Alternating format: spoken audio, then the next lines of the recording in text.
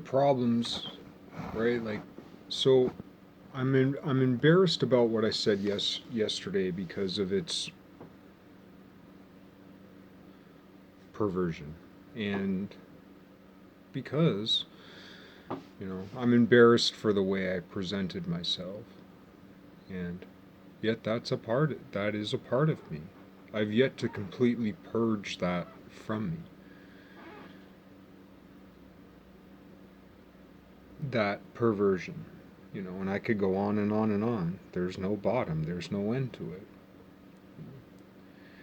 So, in some sense, I understand the puritanical side of that because it's like you want to bear it down and just deny it because that's the only way you can deal with it. And then on the other side, I can also see how you'd want to indulge it to its fullest, right?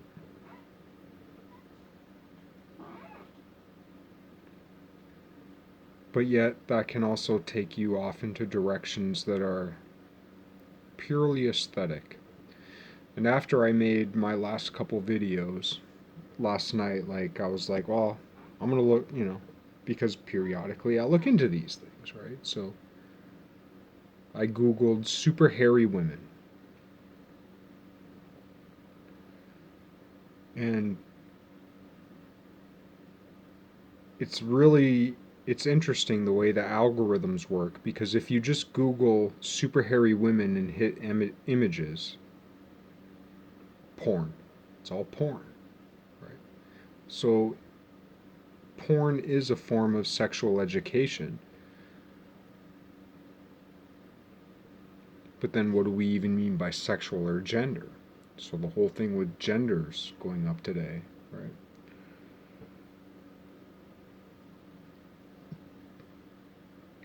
Anyway, what you get is if you Google hairy boobs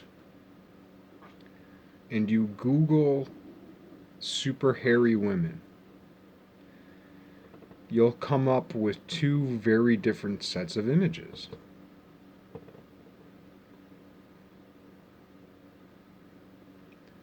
And what you won't come up with is the combination of the two,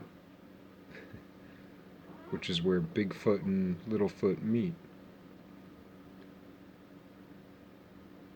And then I also Googled, I can't remember the term, I tried to refind it tonight and I couldn't find it, but it was somewhere along the lines of like super hot trans. And basically, yeah, I put super hot trans, right?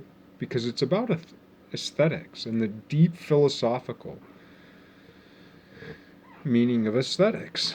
And the way, like, I've been, so, trigger, event, stimulus, response.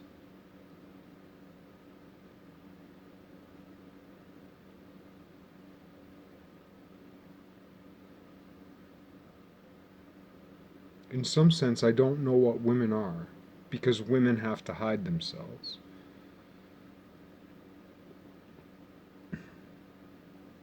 Right? Women are the most subjugated.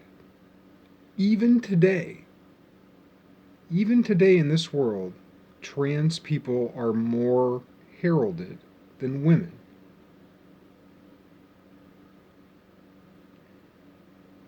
And it's good that anybody can be, what they want to be to feel comfortable. But just flat out women in the public space, and specifically hairy women.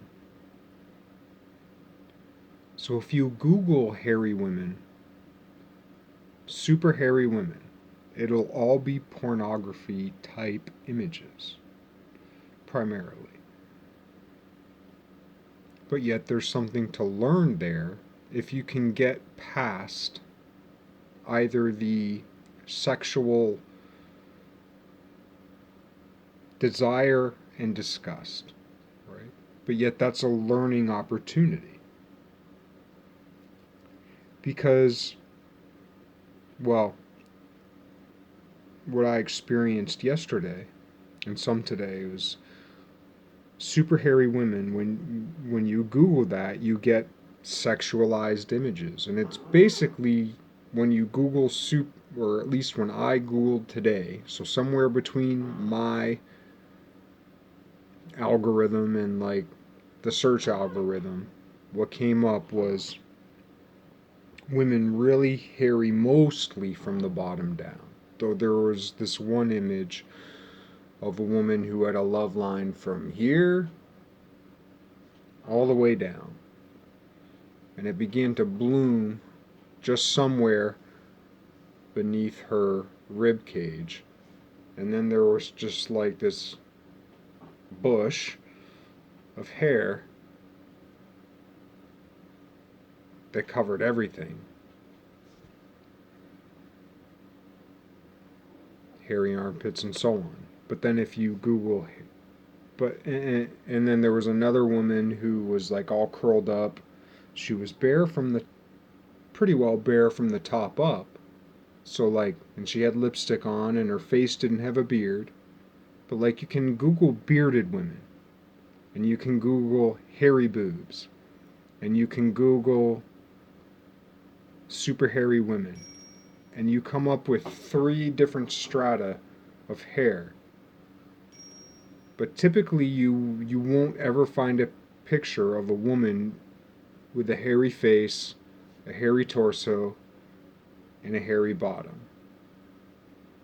But when you Google any one of these things, you'll find pictures of anatomy, a lot of women really hairy, hairier than me.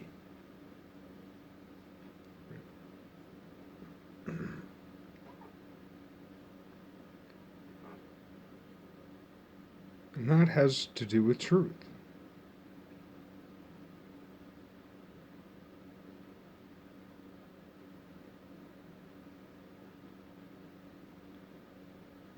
And even though I don't speak a lot about women, unless I'm speaking about what I just spoke about yesterday, or unless I'm speaking about, like, on seemingly the other side of the spectrum, Agnes.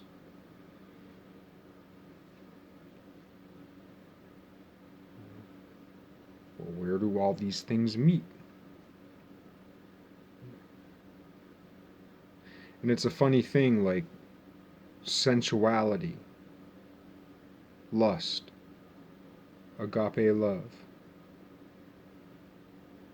the fullness of love, the fullness of the love of God, of the Virgin. All these concepts, all these ideas, even as they relate to me as a man.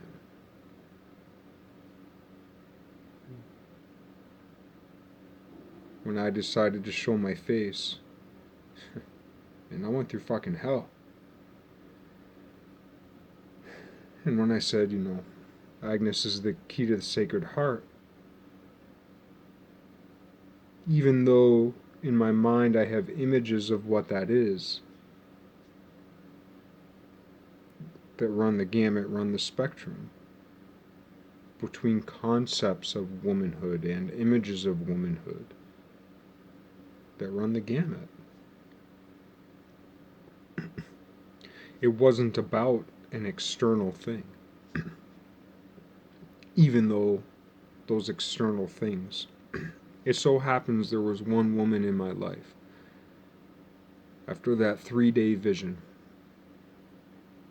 I'll get more to that some other time, but it was like an equation. It was like a problem to be solved. Like I had to know. I had to know.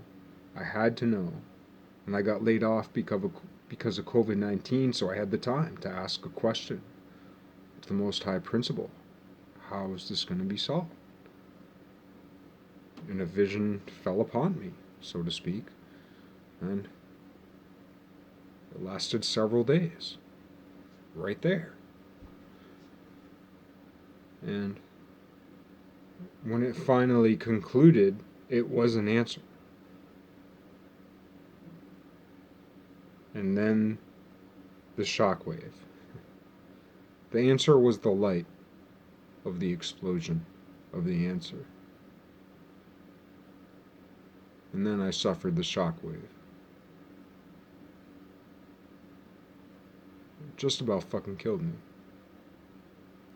And everything I knew slipped between my fingers as I tried to hold on. Physically and mentally, I was being killed. Everything I tried to hold on to keep myself here, that I would not perish, slipped between my hands. I could hold on to it for a second and it was gone. Hold on to a second and it was gone. And there was only one thing at the end of it, because I went through every memory, every person, every idea that I'd ever had. And there was only one thing, one person, one event that I could hold on to.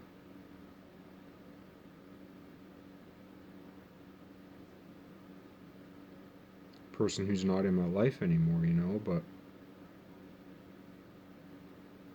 a person who touched something so deep within me. Even as a young dipshit. And that was the only thing. And it's not like that's what I sought. It's because I was falling, grasping for every memory, everything.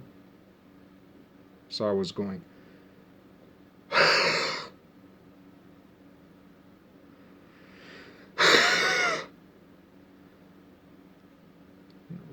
for 10 hours or whatever.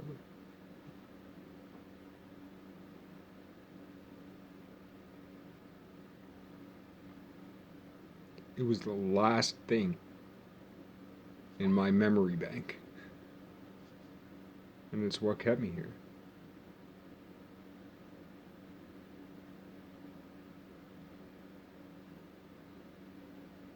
It was a woman.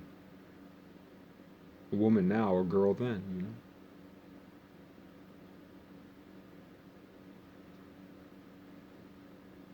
Fucked up.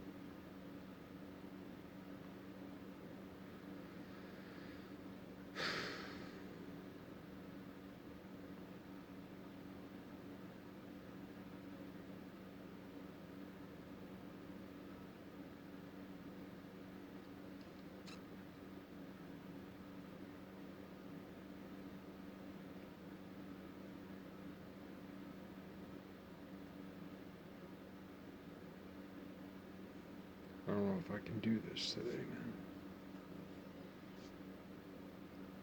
Can't do this today.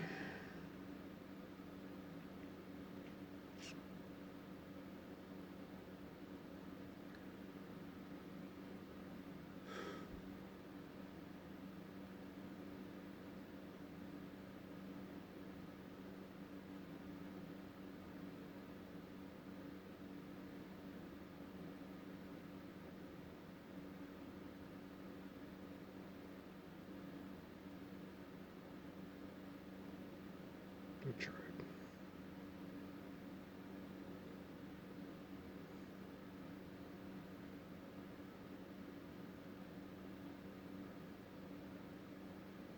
I tried.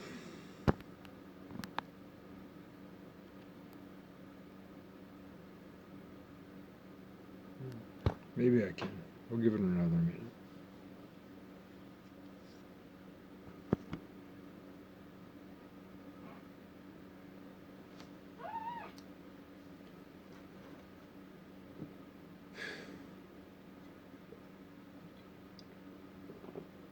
Everything matters. Everyone matters. Everyone we come into contact with matters.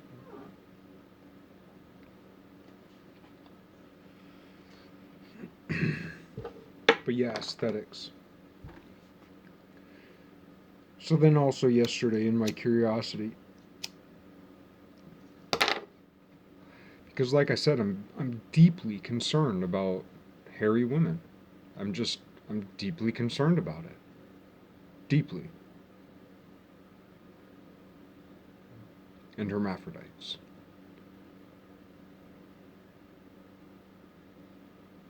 But the ways that women have been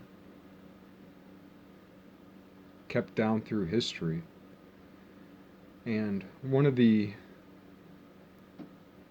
there's a good part to the way in which women have risen in society, because there's alpha women and beta women, so they say, but we haven't even broken the glass ceiling of alpha women.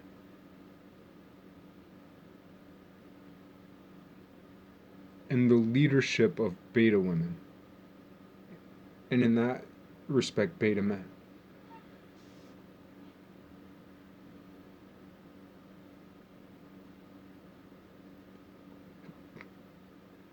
And not just like sexually or in hierarchical structures.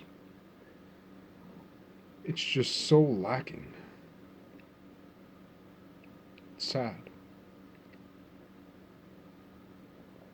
Never mind alpha beta. Never mind alpha omega.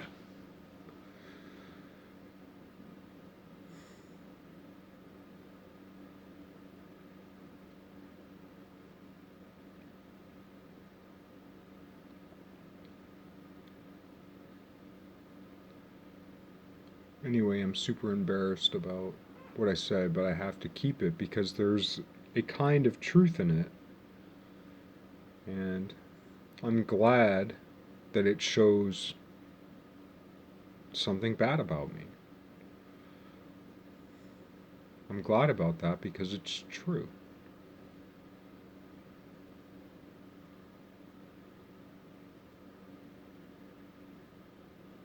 I'm not saying that it does it well, but in so much as this project represents my work, at best it may set an example of just saying it like it is. And there's all kinds of ways of saying it like it is. But there's also that recognition between, like, my feelings and my responses in my instincts versus my programming versus my instincts removed from the cross generational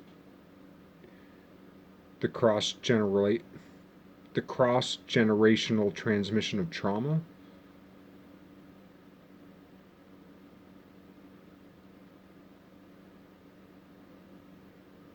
So, in a nice environment, say, 3 generations down the line from me,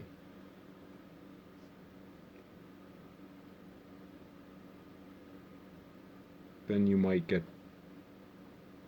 more closely to the truer instinct of the biology.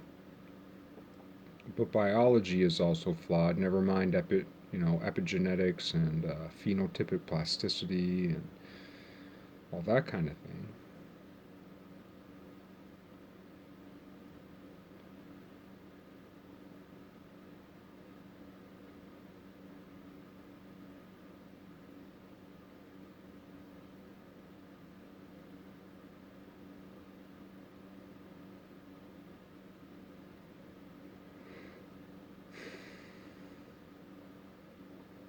This just ain't gonna work.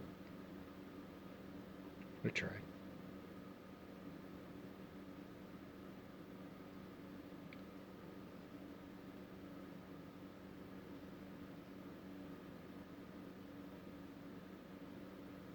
I don't want to give up, though. I don't want to give up. Just in case.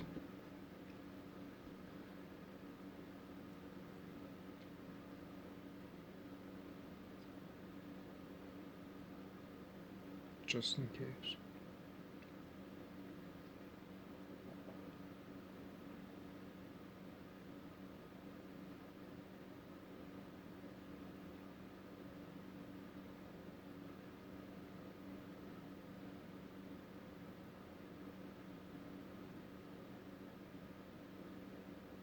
The way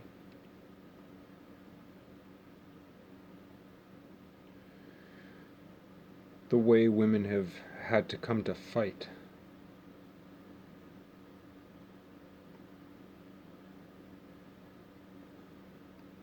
It's still going on.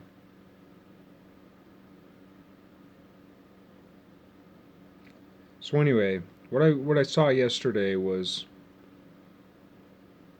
like this woman who is like hairy from here to here. Right? And that's a woman. That's a woman.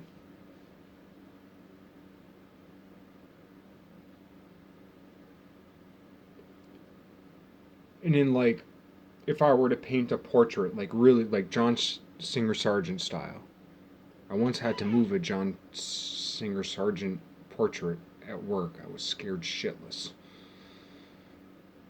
The dude whose house I was painting, he was in his office working while I had to move it to paint some window. I was like, ugh. But anyway, if I painted that like John Singer Sargent style, right, or if I painted it Andy Warhol style, then it would be like avant-garde and trendy and edgy.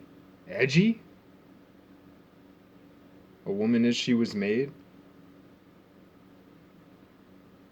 Or like John Singer Sargent style, then it would be like humanist.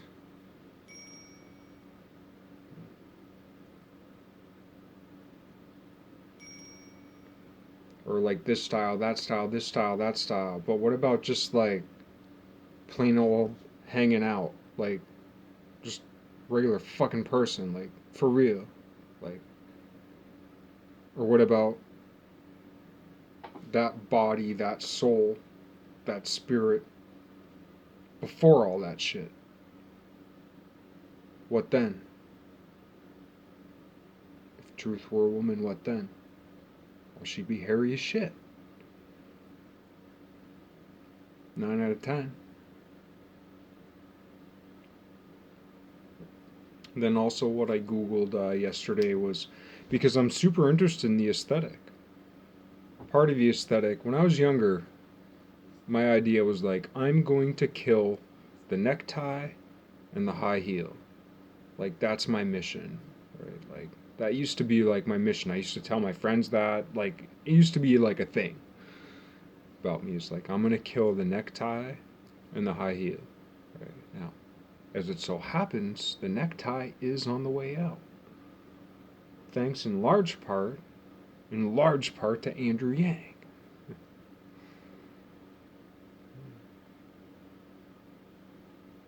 And Obama, and Eric Weinstein, and others. But in large part.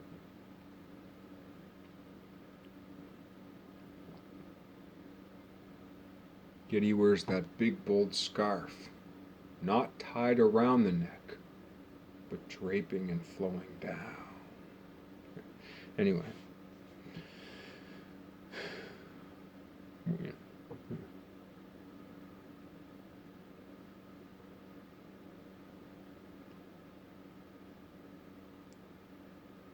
Because the tie's a noose.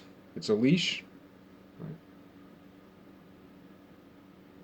But then, on the same side, many of us old fucking dogs have needed a leash. Including me. I've needed a leash. Because I'm a dirty fucking dog. Right?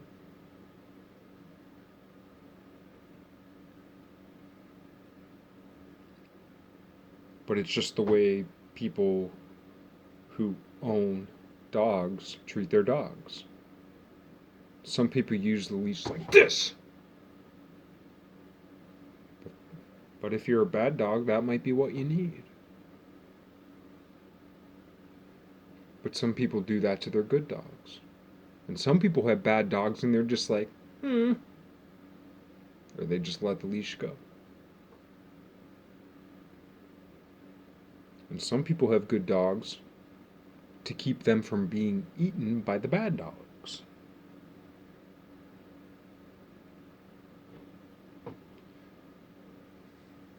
thanks for that gift of that metaphor. I'm not talking to you.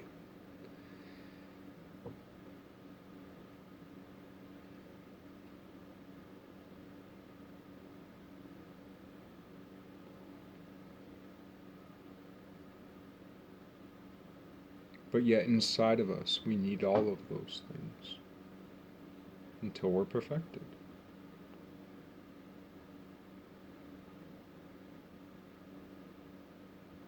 Where our true emotion meets our true reason.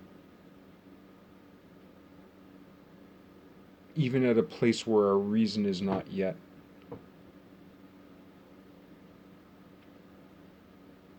And our emotions are not yet. If we're still alive, our faith is sufficient.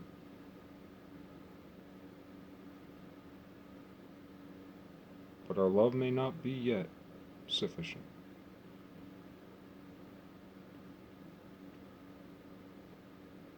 Janitors cleaning shit. Nurses wiping butts of babies and widows. Orphans and widows.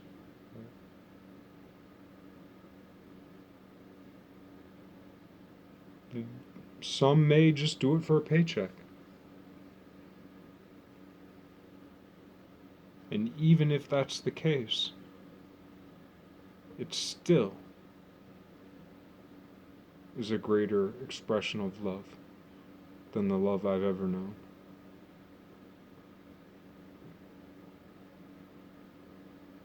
And it's mostly women. Most orphans are women.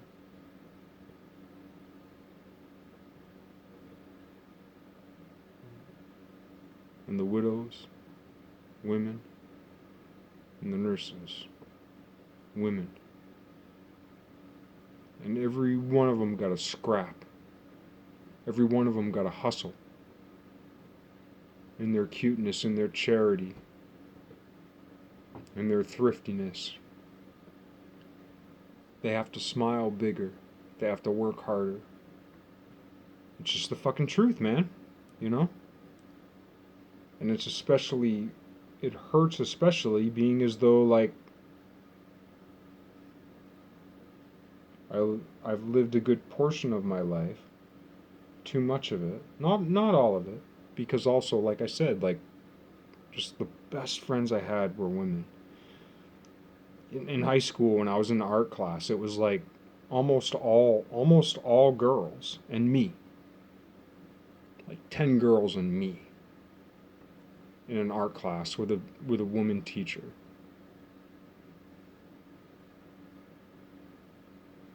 It's like the best part of my whole fucking life.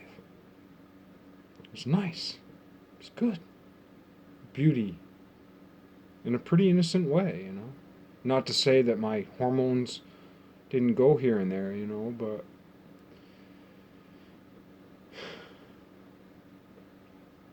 it was nice. I remember we painted, because like Dead Poet Society, the movie was big back then.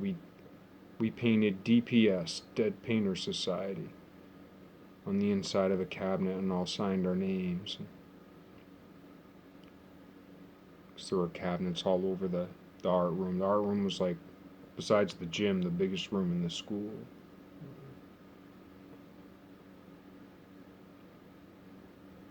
And like, that's always stuck with me. All those girls, women now, all of them successful. I'm the only one who's not. All of them, families, careers.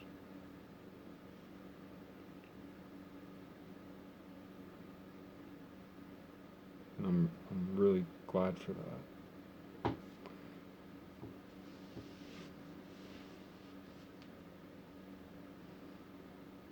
And I'm ashamed to them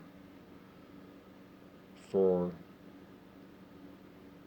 ashamed to them because I held them in such high regard.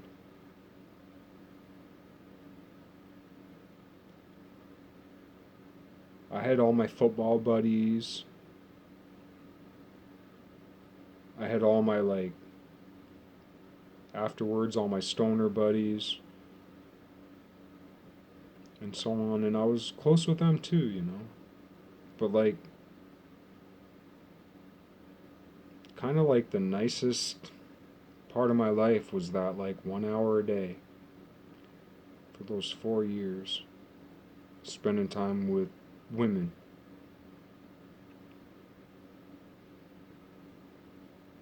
Stumbling through our imaginations and, like, looking at the outward expressions of all of their imaginations and my imagination, and the way those things interacted. You know, there was college too, where college it was a little more of an explosion of imagination and so on, but, like, that, not that I was innocent then, but that was a safe place for innocence, and, like, I cherish it. I've been trying to think a lot lately about, like, the best part of my life. The best part of my life. And it's just all shit. Like, everything, like, such a horror. Just disappointment, and not just, like, me, but, like, my surroundings, the interactions, the discussions, like, everything just terrible. I've been thinking about it a lot the last few weeks. But, like, it really does come down to that, like, 1 hour a day for 4 years in art class. And it varied from year to year, but more or less with that same group of women.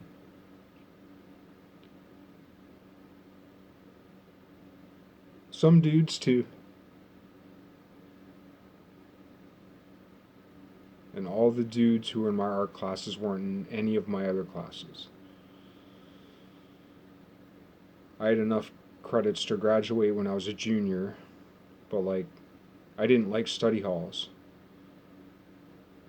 I wanted to be around, like, the people who I considered my friends, who were all smarter than me. I was terrible at reading. I got bad grades. But, like, I was smart enough to be there, and I just like hearing people talk. And in the smarter classes, I heard more interesting things. And I was, in a lot of cases, the dumbest one there. Except for in math. In math and typing. I was good at math and typing. I'm trying to think of where else. I was also good at weightlifting. I took a weightlifting class. I was good at that. And that's pretty much it. Everything else I pretty much struggled with bad. Though I'd have high points here or there, but anyway.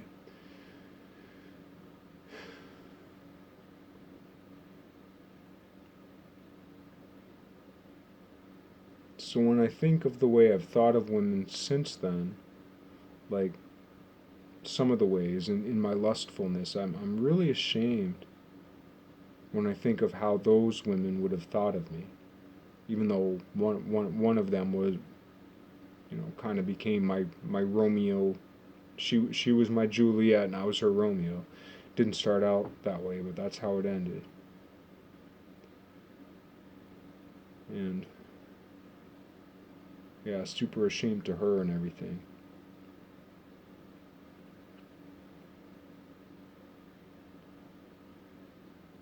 Yet at the same time, I can't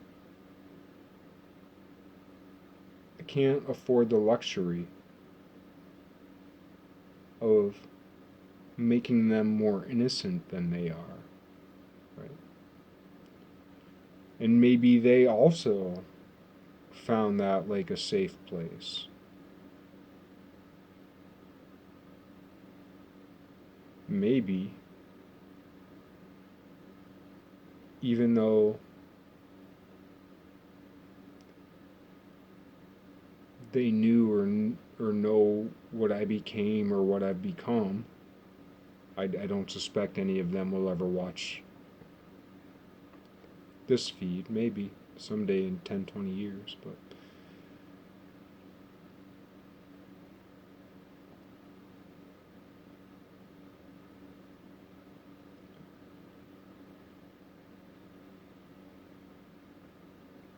I think it seemed as though it just felt like a happy time.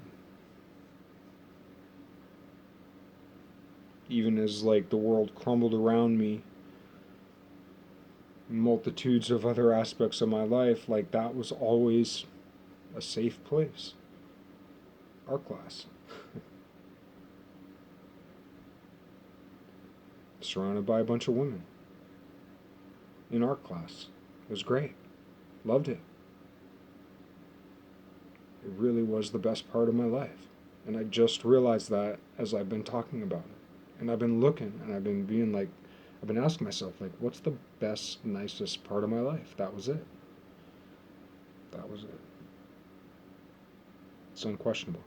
There were certain days, certain experiences, certain people that stand out in certain ways, but like as a consistent thing, that was the beauty of my life.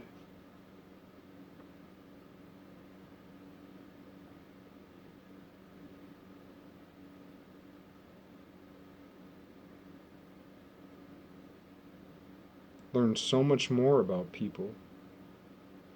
And now as I think about like each person that was around, like in the art they made, everybody had a style. Everybody, if you took those 4 years, now granted there were some older people in the beginning and younger people at the end, but like the core group and the way that flared out to the other people who were there, everybody had a style. And everybody had a moral, a message, a center. Everybody had a thing. And especially at that like tender or more innocent age, or at least in that more innocent environment, thanks to I guess you could say, the balance between the discipline and the nurturing of the teacher, who's pretty much the favorite teacher, the most favorite teacher I ever had, Mrs. Smith.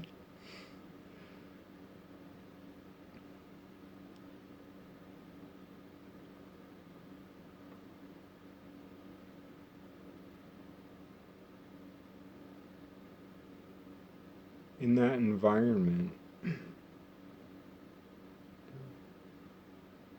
learn more about people than in any other way. And several of those people, I only got a couple years in art. I started off as a math physics major. That didn't last very long. And then I switched to art because I was just like, I have to do art. I want to do math and physics, but I have to do art. And one of the people I went to high school with is, last I knew, I haven't been on Facebook for like 10 years or more like 8 years maybe, but last I knew, one of the people, one of the girls in that class, like, she became essentially a professional photographer, worked for newspapers and so on, magazines.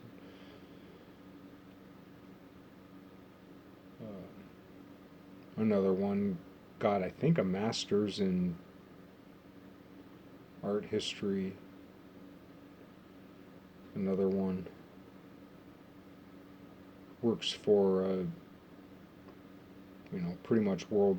I won't name a name, but it was on a worldwide fashion. Worked for a major worldwide, I don't know what you call it, brand as a designer for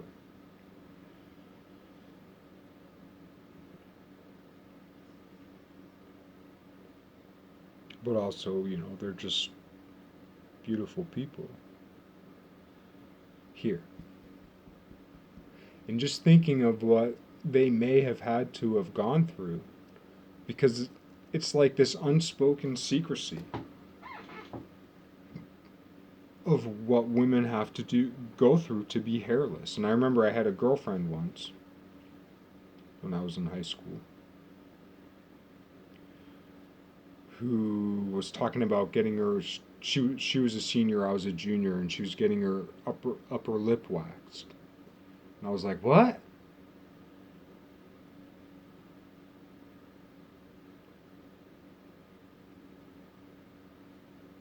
I can't remember my thought at the time. I was just like, why would you do that? I can't remember what she said, but I just remember being like, why would you do that? You know? And she was only however old she was then. 18, whatever. And had already begun the habit. But that type of thing goes on around the world. And I used to be into lifting weights when I was younger. So it's funny that I said to her, like, why would you do that? Because I just didn't think that it was something that was done. Yet at the same time, I was a very hairy young man.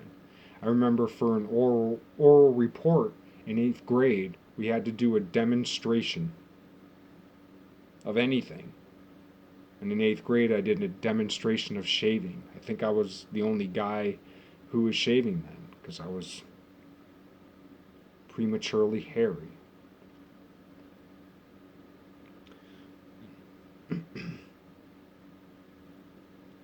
Yeah, there was a picture in the yearbook of me with my Vilas 91 t-shirt on, shaving.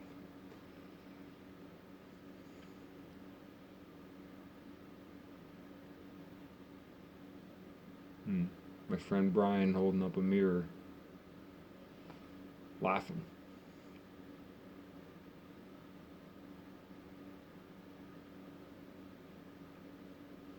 And then I lifted weights a lot between all through high school. I lifted weights a lot.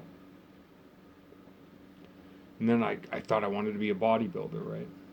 So like I was trying to figure out how to get rid of hair. So I bought like home waxing kits. Well, it's like home waxing kits when you're a kid, you don't got much money, you buy a home waxing kit, it's like a couple strips, nothing. I bought an electrolysis machine. So I sat there trying to electrolyze each pore. I don't think I electrolyzed one pore. It just didn't fucking work. I couldn't get it. I'd sit there for hours. Or I'd sit there with little tweezers trying to pluck hairs. I remember I got a spot about this big after 3 hours. I was sitting there watching TV with my family. You know, they're thinking I'm crazy. And I'm like, pluck, pluck, pluck, pluck, pluck around my belly button. Didn't work. A girl I used to sit when I was a sophomore. When I was a sophomore, I used to sit with a bunch of girls. Half of them were the girls in my art class. So when I ate lunch my sophomore year, I used to sit by a bunch of girls. This side of the table was one clique of girls. This side of the table was a different clique of girls. And I was in the middle. It was like two conversations. They did not interact at all. And I'm in the middle. And I like both sides. Specifically the girl who sat right beside me. On this side, it was almost like it was the girl who sat beside me on this side and all these girls. And then whatever else came into play. Anyway, my favorite girl on this side, she ended up being anorexic. It was a thing. She wasn't in my art classes, but she was a very dear friend. Taught me a lot. But anyway, this girl on this side, she'd been my friend more when I was like in elementary school, you know. And anyway, I was describing to her my because I used to talk because it was comfortable, talk about shit. And she had it was an Epilady. I don't know if you remember those, but it's like this coil of like vibrating wires that would just like strip hair out of you. And like she quietly, secretly, you know, it was like a drug deal. Like, hey Jeff, you want to borrow this Epilady? You know, at the time I didn't think like why she got it. I was like, yeah, okay. So I tried that. Well, it was a disaster. Maybe if I'd shaved first, because I was trying to be into bodybuilding and I was too hairy. I was hairier than all the other guys, right? Like I wanted to look buff and ripped and like the guys in the muscle mags. I want to look like Dorian Yates and Lee Haney, Arnold Schwarzenegger.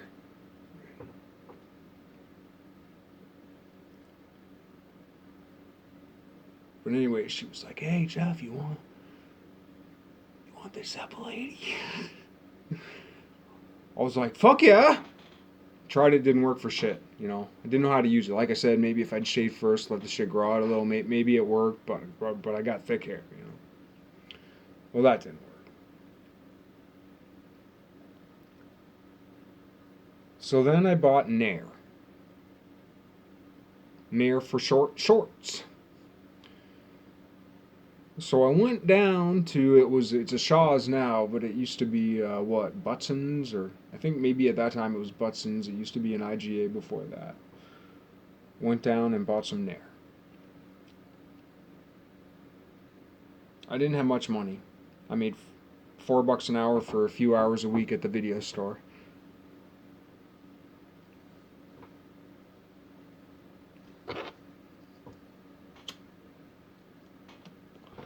Bought some Nair, spread it over my whole body, read the instructions, did what it said, rinsed it off. Well, then I had patchwork. Patchwork hair all over my whole body. It was like an 80-degree day. So I had to put on I was embarrassed as shit. So I put on all these fucking layers of clothes. And, sweatshirts, whatever, long sleeve shirts. I looked ridiculous. It was like one of those days where, like, even in, shorts and a tank top, it was sweltering. So I go down, like, full garb, looking ridiculous, to the store to buy more Nair.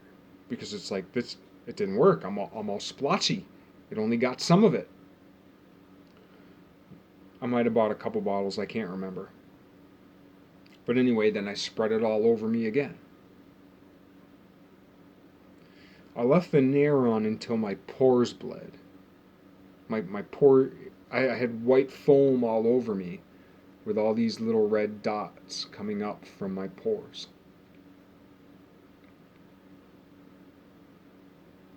Rinsed it all off, and for that one day, I was all sleek and smooth, sexy.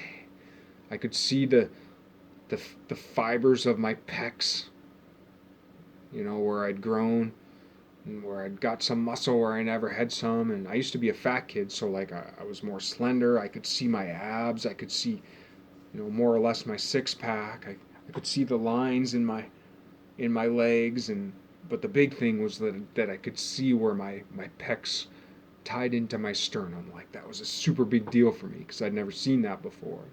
Because when I didn't have hair, I had hair on my chest starting in like sixth grade, and I was just fat, blubbery blob. So like to see where my muscle connected to my bone and my sternum, that was like a super huge deal to me. So for that one day, it looked great. But where all that Nair like ate into my fucking pores and where the blood was, every pore got infected.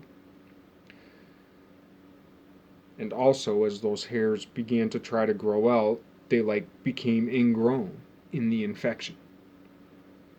So pretty much a day or two later, I'm all prickly and bumpy.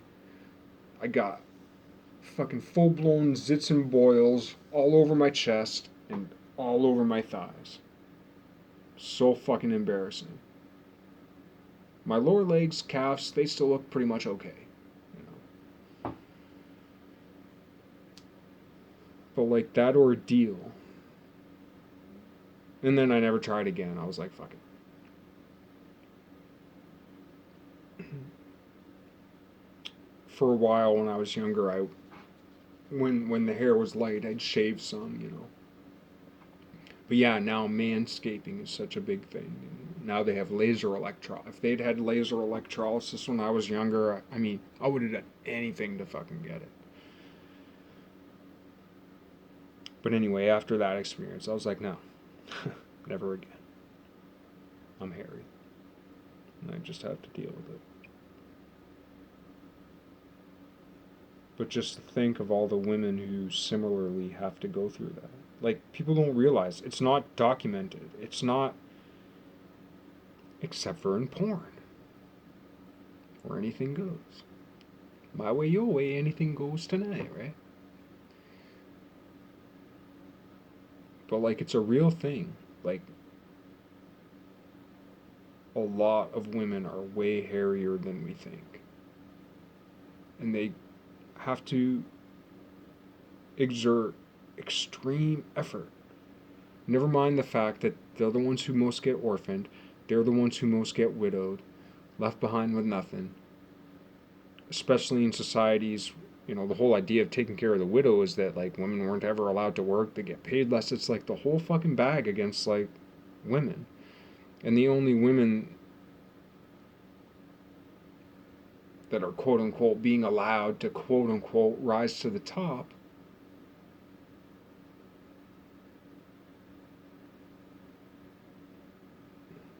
are like, you have to be super smart, alpha. Yet on the other end, we praise the good work of Mother Teresa and so on. I don't know. It's just a fucked up bag. And even today, as the struggle exists, it's still so much better.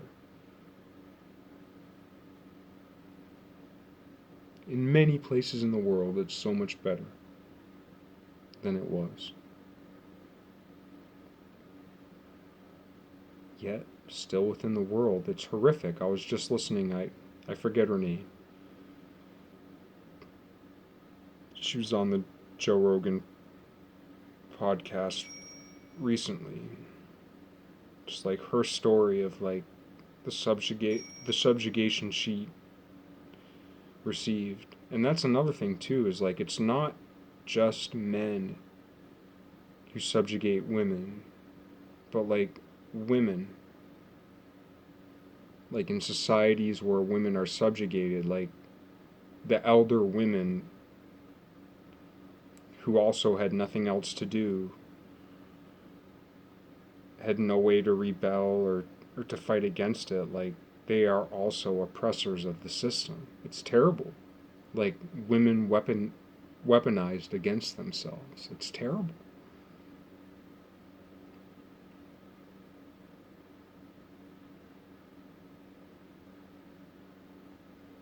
I feel like I had a much greater point that I wanted to get to.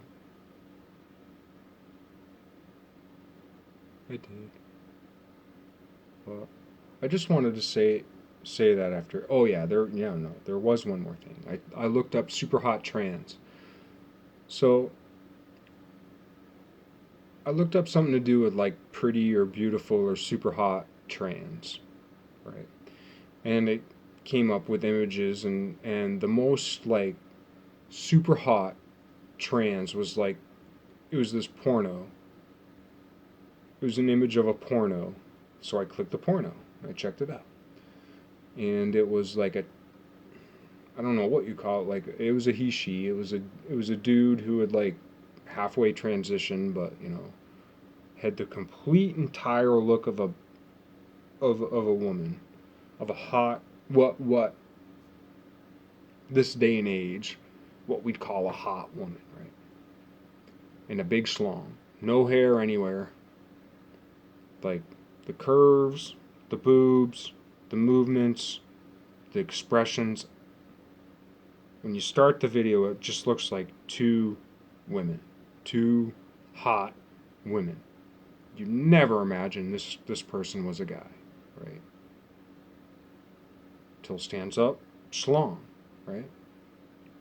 So then you contrast those two things I searched, right? Hairy women. And just because I've been raised in this culture, I recognize the fact that, like,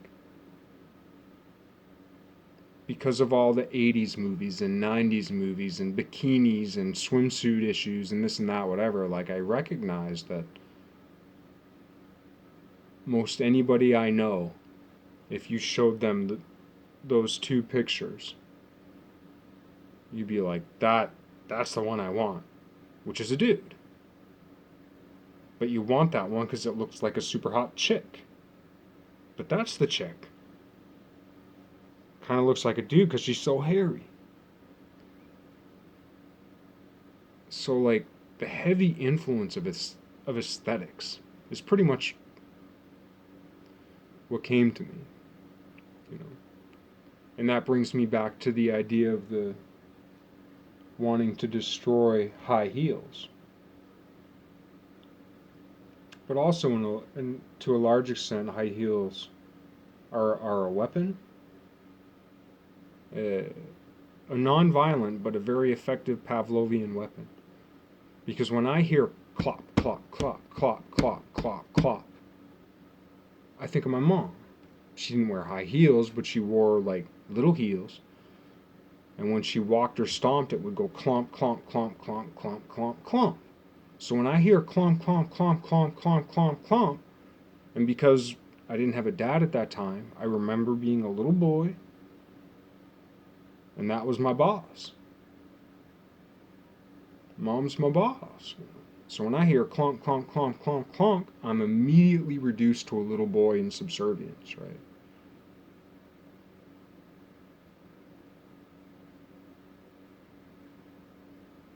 So on one hand, I'm against that because, believe it or not, through history, that has been weaponized as a defense mechanism of women against men. Why? Because men have been brutal fucks against women. It's a complicated subject. I don't have time to go into it.